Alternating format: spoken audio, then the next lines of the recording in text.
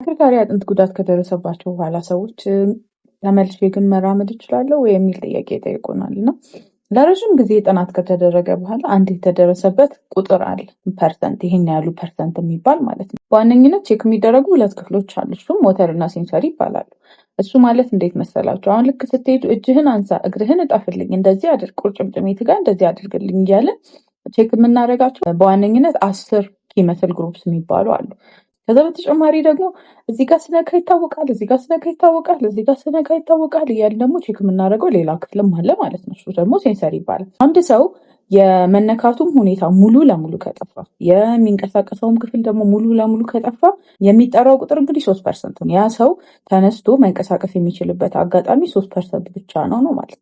ከዛ በተቃራኒ ግን ትንሽም ቢሆን የመነካት ነገሩን የሚያውቅ ከሆነ፣ በተለይ እንግዲህ ይሄ መቀመጫ አካባቢ ደግሞ ቼክ እናደርጋለን። እሱ ጋር ሲነካ የሚያውቅ አይነት ነገር ከሆነ እንግዲህ ይሄ ሰው ተነስቶ የመንቀሳቀስ ቻንሱ እስከ 50% ድረስ ይዘላል ማለት ነው።